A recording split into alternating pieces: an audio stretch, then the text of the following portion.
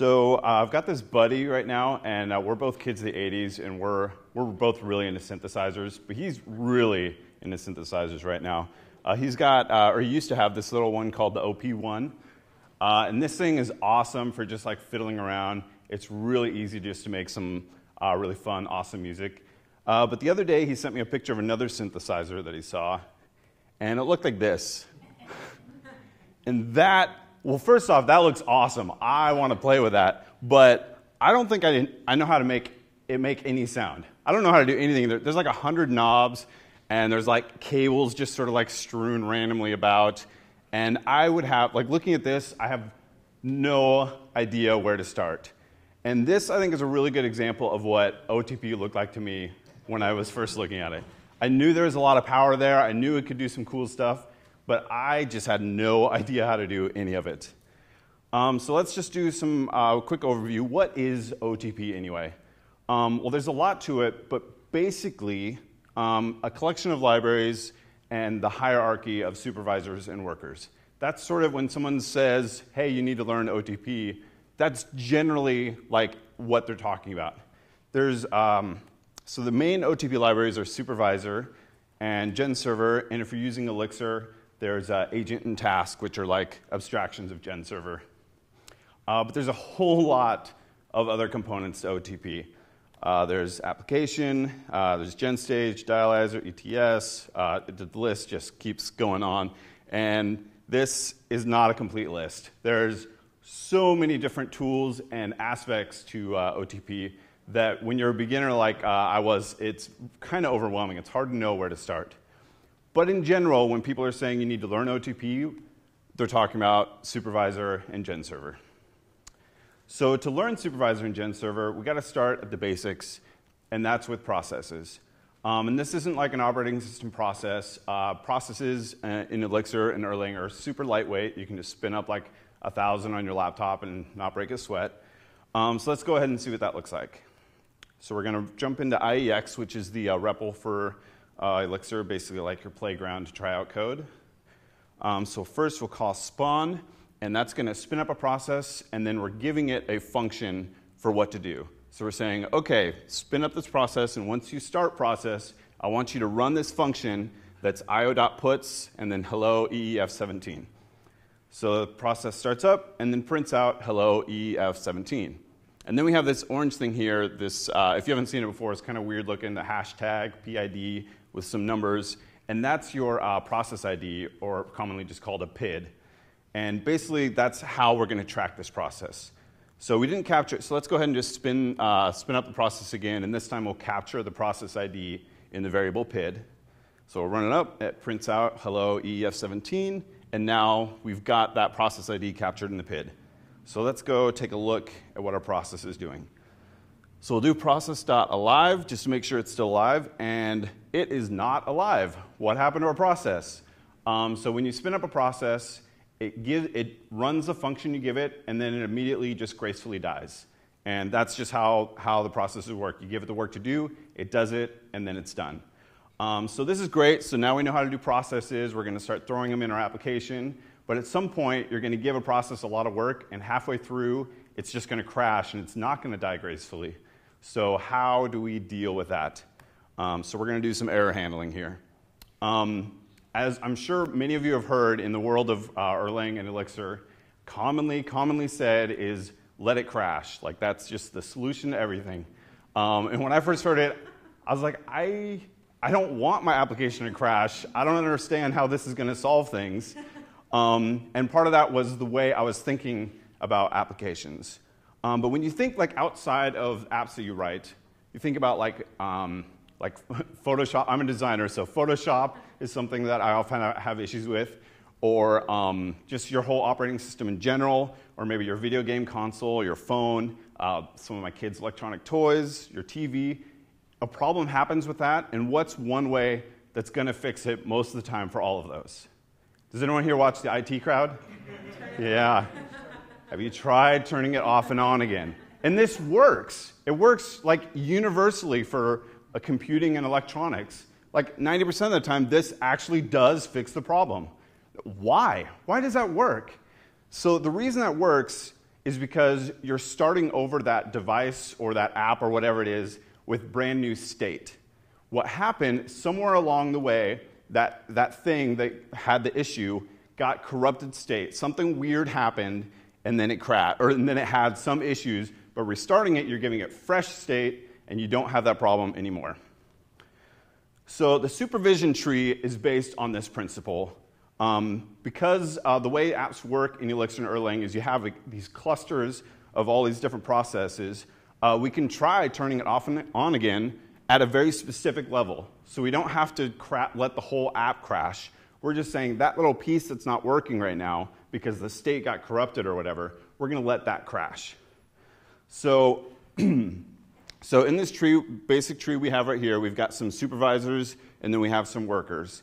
And supervisors are just other processes that have really, really simple job because you don't want them to crash. So all they do is they start up the processes, the children processes underneath them, or when they see the state go bad and the process crashes, they restart it.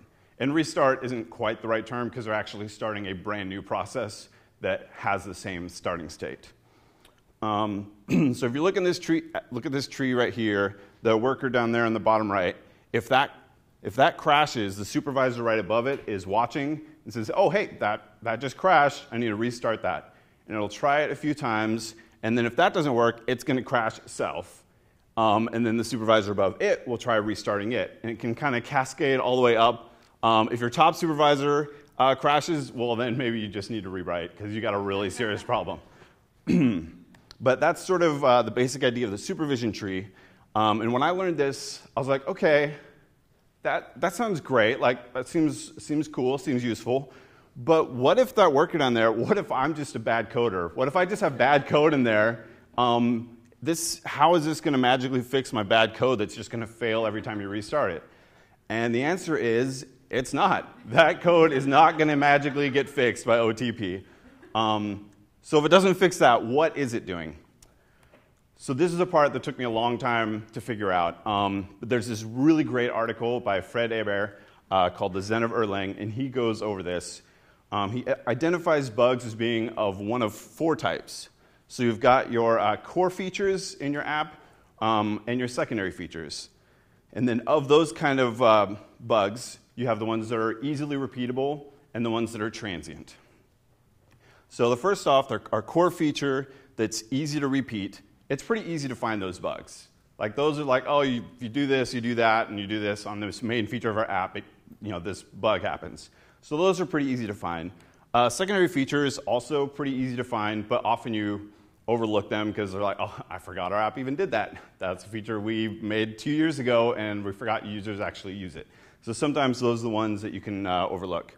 But the transient bugs, these are the ones where you get the bug report, and you're looking at it, and you're like, I cannot get our app to do this. How did they do this? It does not make any sense. And these are the ones that are really hard to find because there's some crazy sequence of steps that somebody went through to cause the state to get into this weird state where this bug shows up.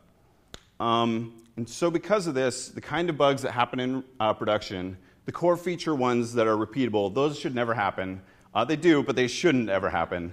The secondary features, those ones happen pretty commonly. That's often because you forgot about a feature and you're like, oh, that's a thing. I'll fix it real quick and we'll push to production this afternoon. The ones on the right, though, the transient bugs, those happen all the time in production because they're hard to detect. They're hard to find. The great thing, though, bugs that are handled by restarts, not really the repeatable ones, but the transient bugs, restarting that part of the app fixes that problem. So we have these kinds of bugs that are hard to find and hard to detect before they get to production, but restarting usually is a way to fix that bug. So we talked about all these just independent little processes, and they're memory independent, which is great. So restarting them doesn't affect any of the other processes in your app. But they have to have a way to communicate, and the way they communicate is with messages. So every process has the PID we looked at earlier, the process ID, which is like the mailing address for that process. And they also all come with a mailbox. So they are ready, when you spawn it up, it's ready to receive messages. We have to tell it what to do with the messages, but at start, it's ready to receive those messages. Excuse me. So let's go ahead and see how this works. So I'm a big fan of fantasy football, and it's never too early to get started for the next season. So we're going to build a real basic little app here that just lets us store the players in our team with some basic stats. And this past summer, when I was doing some learning of Elixir, I created a quick API wrapper for the Fantasy Football Nerd API. And so that's going to let us just feed a player name, and then it'll return back a bunch of data about that player. So the first thing we need to figure out for our new FantasyTeam app is how we're going to store the state. So there's a lot of different ways you can do it. If you're from Ruby, you're like, all right, time to build the database, because that's kind of how you do it. And there's nothing wrong with that. We can do that. If we go to production with this app, maybe we're going to build some database using Ecto, or maybe we could use ETS for more long-term storage. There's Nija. There's some other options. But for now, we're just doing kind of our own little app for us. So we're just going to store that state in the process, and that'll be fine. So this here is this is our basic process that's going to let us add players to our team, remove them, and store them, and return the full team. So let's go ahead and walk through this. So we've defined the module at the top, FantasyTeam.basic, because we're just doing our basic process here. And then we have the start function. So this is the one that's going to kick up the process. And there we have the spawn process we did earlier. Instead of giving it a direct function, we're actually giving it a set of instructions. So first we're going to give it the module to call, and we do _module here, which just references the name of the module you're in, which in this case is FantasyTeam.basic. So when you compile this, it's just going to replace that with FantasyTeam.basic. And then, yeah, that's the module. And then the second one is an atom, and this is actually telling it which function to run under that module. And then the third is a list of arguments. In this case, we only have one argument, which is just an empty map. And so basically what we're doing is we're spawning up the process, and we're saying, hey, take that module and that function and these arguments, and then run that. So when the process starts up, it's going to run basically FantasyTeam.basic.loop with an empty map as a function. And that's our starting state, because our team to start with there's no players. It's just an empty map, ready to receive data. So now we'll go down and check out that loop function we're telling it to run. So we've got loop state. So at the beginning, state is just the empty map. And then we have this receive do block. So before we had our process that immediately died when it finished printing out hello EEF17. In this case, it's actually going to sit and wait to receive a message. So at this point, it's just sitting there. It's not like eating up memory. It's not like blocking or whatever, but it's just sitting there waiting, not doing anything until it receives a message. So the first kind of message we want to be able to send it is this tuple that starts with an atom, and then the name. And the name will be a string like Russell Wilson in quotes. So we'll take that name, and then we will run, and this is a function we have in the background that does the API that calls up the data. So we're going to take that name, Russell Wilson, and we're going to run FantasyTeam.player.find Russell Wilson, and that's going to return for us this big map with a bunch of details about that player. So, like college, Wisconsin, team Seattle, position quarterback, etc. So now we have this player variable that's got a map of all that information about the player we just added. And then we're going to define a variable called newState, and this we're taking the existing state, which is an empty map, and then we're adding the key of Russell Wilson, and then all of his information as the value for that. So now we're going to have a map that has one item in it, which is Russell Wilson, and then all of his stats. And if we just stopped right here, it would create that state, and then it would just die, so we would lose it because we haven't looped it again. So here's where we have recursion. So after we define what the new state is, we're going to run the loop at the top again. We're going to run this function again, but now our state, instead of being an empty map, it's the map with Russell Wilson. And so now that we run loop, we're back at the top, and now we're waiting to receive another message. So the second kind of message we have listed is remove a player. And it's the same thing. It's the remove atom at the beginning of the tuple, and then the name that we're trying to remove. And then we don't need to check the API or anything, because we're just removing the player. So we define the new state as the existing state minus this player that we want to remove. And then we loop it again back up at the top.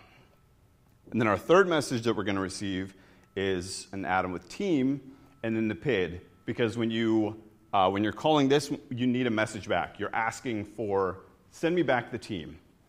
So when you send this message, you're sending like yourself. The process sending this message is sending its own process ID so that this process that we're spawning up knows where to send the message to. So like if we were in IEX and we sent a message to this, it would send its own process ID with the message so that our process we're defining right here could send the message back to IEX. And then we do that with the first thing here. We just do send to that sending PID and then send it the state. And then we're not changing the state at all, so we're just going to loop back up at the top with that existing state. And that's it. So this is our basic process module. Let's go ahead and see this in action real quick.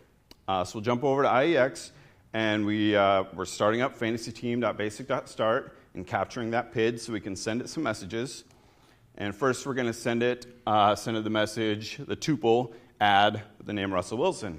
So then we see the return, like there's the message being sent, add Russell Wilson.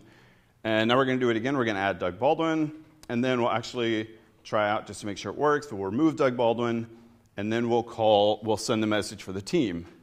So we didn't it sent off the message, you see right there, team, and then our process ID, but we didn't actually get anything back. And that's because IEX isn't built to do anything with that message. So the message was sent, but it didn't do anything with it. And so we can just flush out the mailbox and then see, oh, there it is. There's our map with Russell Wilson and his details. So it did get the message. It just didn't have any way to handle it yet.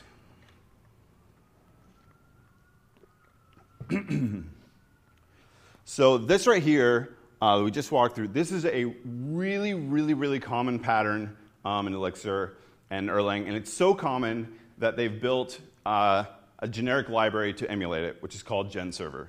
What we've done here, it's pretty easy to kind of walk through and understand, but it's actually missing lots of edge cases. There's a lot of issues. This looks nice and clean and simple, but there's a lot of issues with it having to do with compatibility with supervision trees, deadlocks, message ordering, tail call optimization, dynamic tracing, and I don't even understand what half of that is. But luckily, really smart people do understand what all that is, and they've been working on GenServer for 20 or 30 years behind the scenes. So it has a lot of history behind it, making sure it's battle tested and taking care of all the edge cases I don't have here and do not understand. So let's go ahead and see what it looks like if we take what we built and move it into a GenServer. So might be a little hard to see in the back. We are going to zoom in. So on the left, it looks like it's about twice as much code, but half of that code is actually convenience functions. So we don't even, really the code that's doing most of the work is pretty much the same. There's not really that much more. So we're going to go ahead and go through this so that it all makes sense.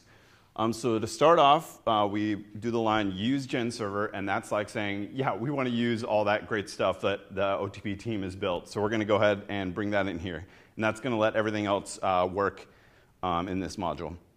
So we always start with the use GenServer, and then now we'll jump down to those functions at the end there, the ones that are similar. So, well, first we have our start function, so that's the one that kicks it off. And it does kind of the same as before. Before we had spawn with the process, spawning the process that had the module, the function, and the arguments over on the right. And on the left, now we just do GenServer.start, and we give it the module name, which again, that double underscore is just pulling the name we have at the top of the module. And then we don't actually need to give it the name of the function to run because it has its own loop function. We're not going to have to define how the loop function works. It kind of has that already. So we're just going to pass it an OK tuple here. And then the third list there, that's for options. We're not going to use any of those today. So now we'll jump back. So we have this init function. And this is something you do in every GenServer. When you do the first thing, GenServer start, that's going to start up the process. And it knows to look back at the module, because we defined that as the first argument. It's going to look back at the module and say, hey, I'm a GenServer. I need an init function. What is your init function? And so we define it right here. And all it is, we're just doing an OK tuple and then the second part of the tuple is the state. So there's our empty map. That's where we're going to define our state here. And then we're going to jump down to this function here called handlecast. So before, on the right, we had this big encompassing loop function that had the receive do and then all of our messages. So with GenServer, we don't have kind of a wrapping function, a wrapping loop function like we did over on the right. Now we're actually going to be able to handle each message individually, and GenServer is handling the looping in the background. So with this handlecast, we have the part handlecast is receiving the message, add name, like before we had under the receive block. Now we just have it as the first argument of handlecast. And then the second argument is the state, which instead of putting it up in the loop function, because we don't have that, we're going to define that as the second argument of every handlecast. And then we'll jump down to this part, and this is exactly the same. We're looking up the player in the Fantasy Football Nerd API, and we're defining it, and then we're creating the new state by adding that player to it. And now instead of running our loop function like we did on the right, because again, we don't have it here, we are just going to return a tuple that starts with no reply because we're not sending a message back to the calling process, and then the new state. And then GenServer knows how to now maintain the loop with this new state. So then we have our second one here, the handlecast with the remove function. It's pretty much the same thing. We've got the message received there as the first argument, and then the state. The state is the second argument, which is again is at the top of the loop on the right side. And now we have this line, which is the same thing. We're defining a new state, which is removing that one player from the existing state. And then we have a no reply tuple with that new state in it. So the third one, instead of handle cast, this is handle call. And the way GenServer works is it kind of has two types of messages that you can send it. You can send it a cast, which is kind of like sending a postcard. Like you're not expecting a reply. You're just like, hey, do this, and now I'm going to go ahead and do my own thing. Or you can send it a call, and that's where you're asking for a return. You're like, hey, do this thing, and then tell me when you're done. Like, I want to know what the result of this is. And so in this case, the result is I want to know what the team is. So I'm going to send the message that's just the Atom team, and then we also send the second argument there is from, and that's the sending process ID. And most of the time, you don't actually need this. There are some cases where you do, but we're just going to precede that with an underscore because we don't actually need that value. And then the third one is the state.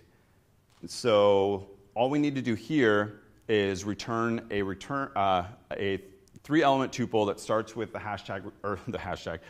Atom reply. I've been doing too much Twitter thinking lately, I guess. And we have state in here twice. So the first one that's actually the message that's going to be sent back. So before on the right, we did send to that process ID the state because that's what they want. They want to see the entire team. So here on the left, we've got the second argument there, which is the first state, and that's the message being sent back. And the second one that's the state that we're going to save. So in this case, they're the same. But like if we had another handle call that was like quarterbacks, I just want to see all the quarterbacks that are on the team. The first one would be all the quarterbacks, and then the second one would be the full team because we still want the full team to be the state. Okay, now we'll jump back up to the top, and there's our convenience functions. So we have the start right at the top that we already went over. And then now we have our add, remove, and team functions. So first we've got add and remove, and they work pretty much the same. First you will list the process ID of this GenServer that we're starting up, and then the name like Russell Wilson. You want to add Russell Wilson or remove Russell Wilson. And we're going to take that, and then we're just going to do genserver.cast. And so what that's going to do is it's going to, when you run my FantasyTeam.myGenServer.add process ID Russell Wilson, it's going to do GenServer cast, and it's going to cast a message to that process ID we gave it, and then send it the message, add name, and then remove name, and then those will be handled by the handle cast and the handle call that we went over already. And then with the team, we don't have to supply a name, so we're just supplying the PID. and it's going to do genserver.call, and that's going to send the message and wait for the reply. Yeah. So there we have our full gen server. And the one thing that's really kind of annoying with this setup, though, is we have to track that process ID. And that sucks. So we're going to get rid of that, because for this example, I'm just trying to track my own team. I'm only in one league, so I don't need to worry about a whole bunch of stuff. We're just going to make this real easy. So we're going to add a name to this module. Now we're going to call it single server.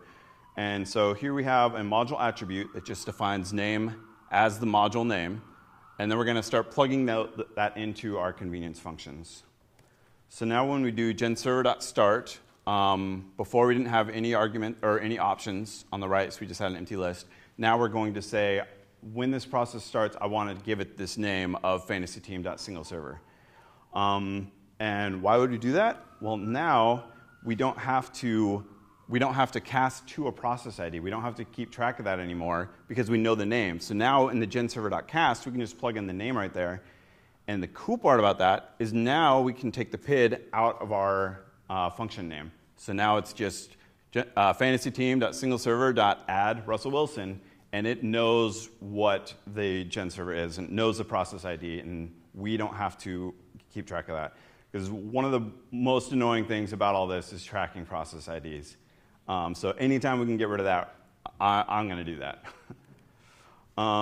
So there we go. So let's go ahead and see what we've built in action here. So we go ahead and start up that gen server, FantasyTeam.SingleServer.start.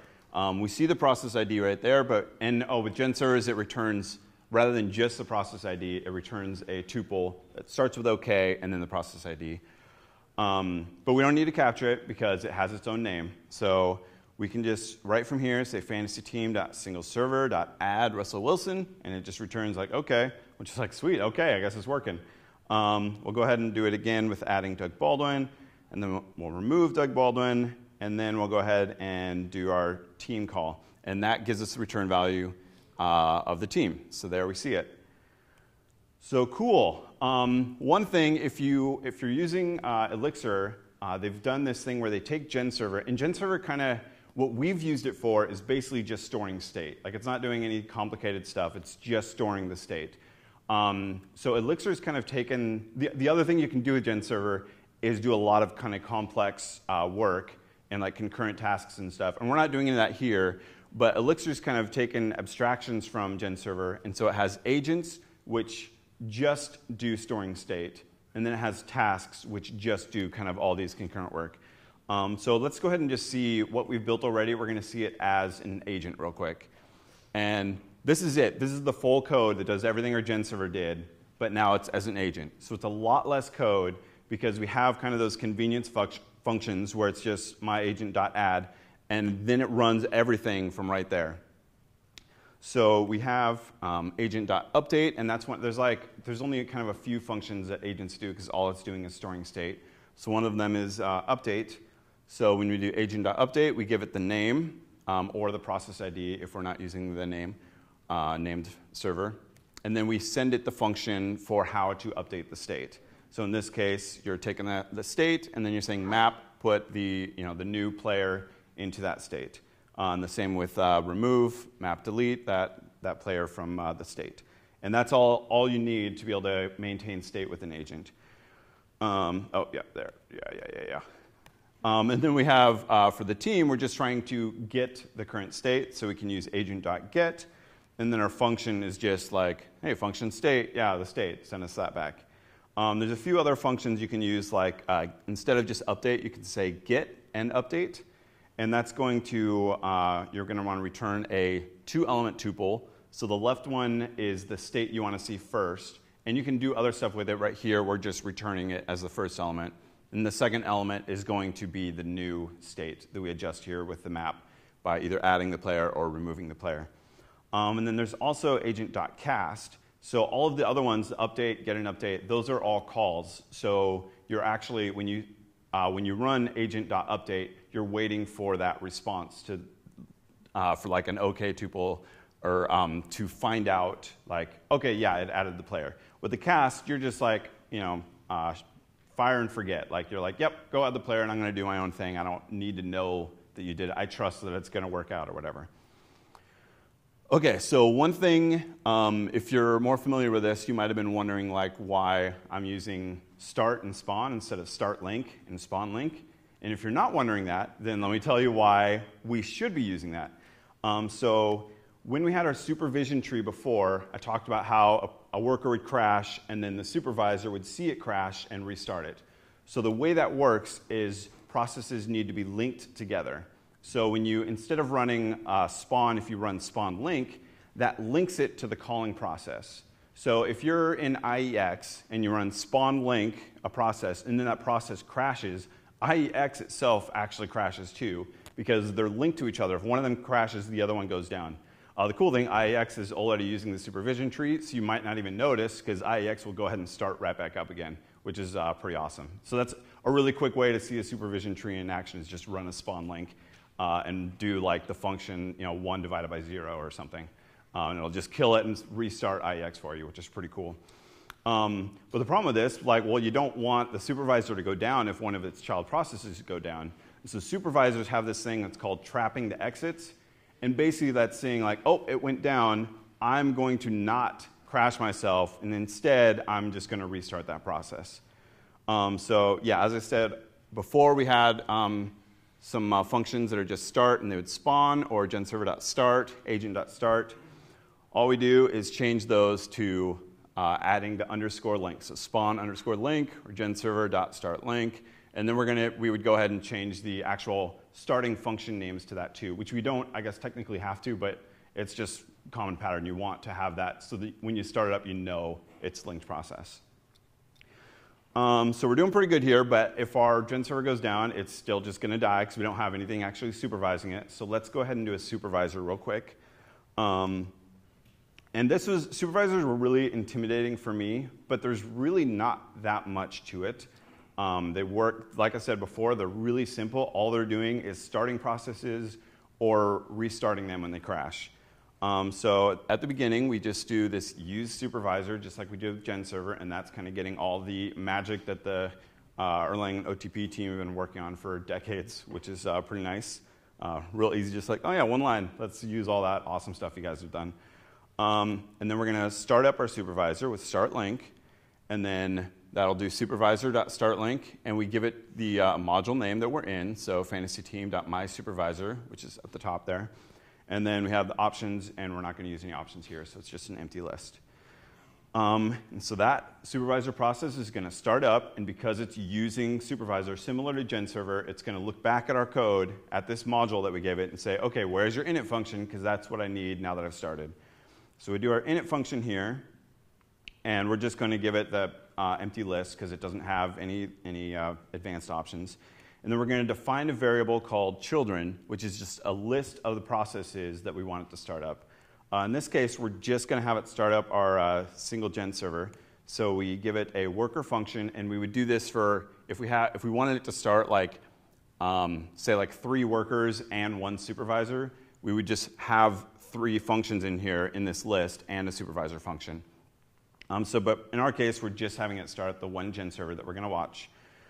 So we say worker, and then the first argument is the module name of the process we want it to watch, which is our single server, and then again, empty list for no options there. And then the thing that makes this all work, we end our init function with a supervise call. And so this is going to take our list of children, which is just our 1 server, and then it's going to give it a strategy. And so there's a few different strategies. Like your basic one is the 1-for-1. That means if you have a supervisor that has 4 processes underneath it, if one of them dies, it's just going to restart that one. There's some other ones like restarting all of them if one of them dies, and a few other ones. I think there's just 4, and they're pretty simple once you understand. Once you understand one of them, it's pretty logical to go down the list. But for this case, we just have the 1 process, so we're just going to do our strategy is 1-for-1. And that's it. So now instead of starting our gen server with FantasyTeam.SingleServer.startLink, we would start with FantasyTeam.mySupervisor.startLink, and then this will go ahead and start up our gen server as well. And now it's being monitored and good to go.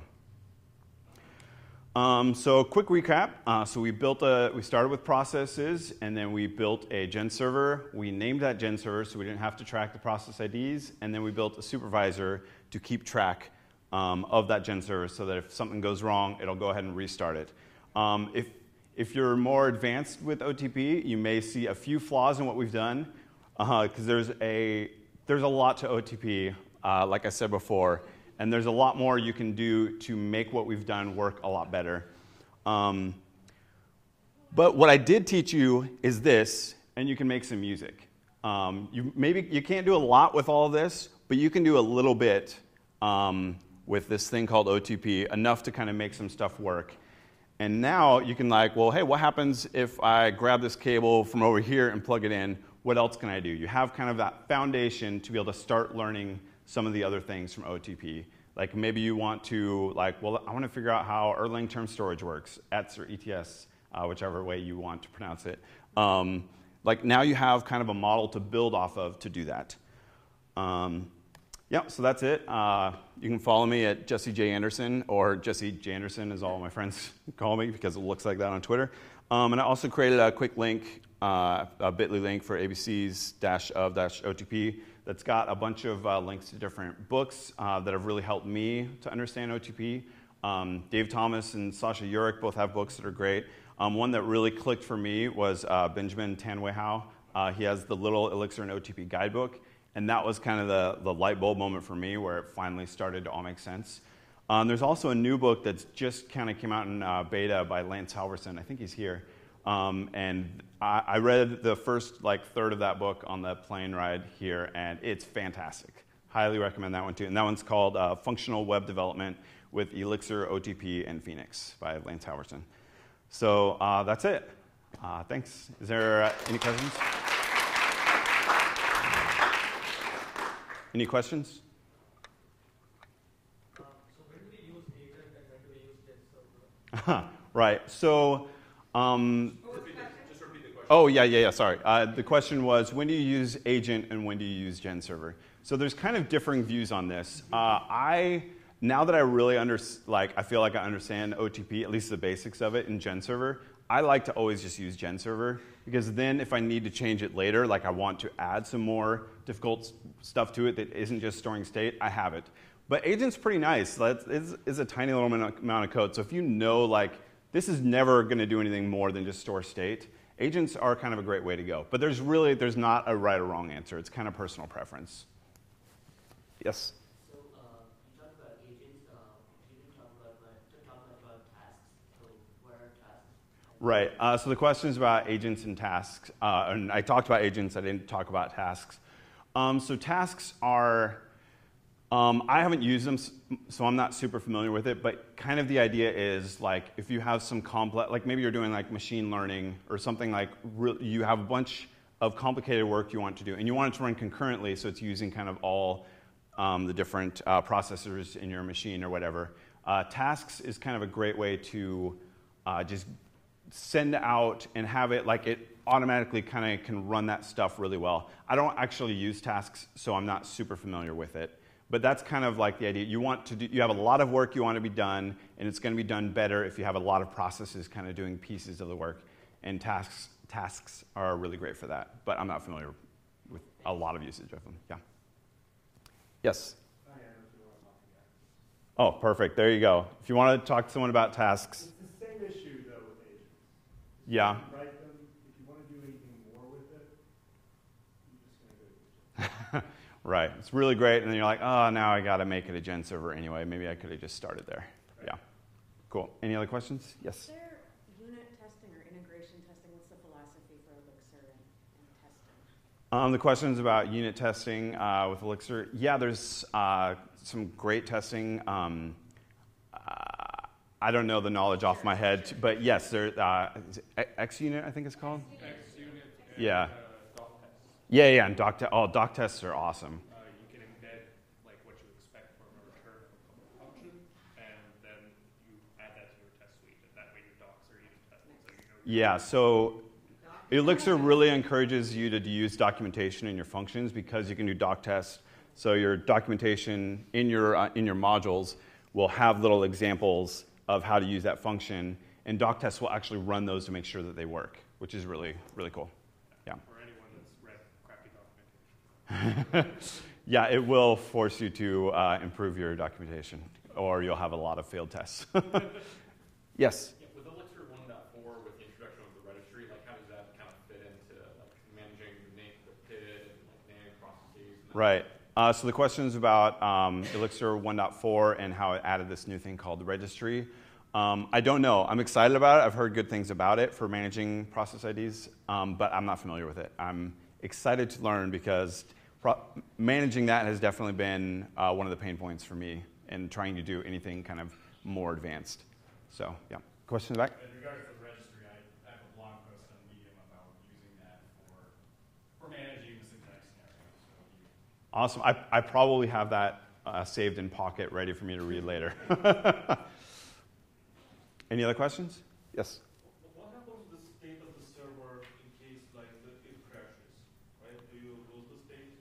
Right. So that's one of the things I talked about where someone more familiar with this was like, yeah, but you're losing the state if it crashes. And that what we went through, you would lose that state. And that's some of the stuff I refer to like ETS and Ninja and other ways that you can save that state in a more permanent place. Yes? How does this help if the state that is causing the negative side effects, crashing, is saved in permanent storage, so it'll just get reloaded? Right. So the question was about what if the state is bad in permanent storage and you're just sort of refreshing it with that bad state. Is that right? You have supervisors have like a limit, so they'll try to restart it a limited number of times, and you can adjust that. And if that fails, it'll kind of cascade up. If you have a really bad situation, you may need to get in there and fix it. Like if it's somehow the state got corrupted and you haven't like engineered a good way to clean that state, if that makes sense. So hopefully that's the sort of thing that you would be able to, that it would be caught before it went to like permanent storage, if that makes sense. Yeah. Anyone else? Awesome. If you have any other questions and you see me around, go ahead and ask. I'd love to chat. All right. Thanks.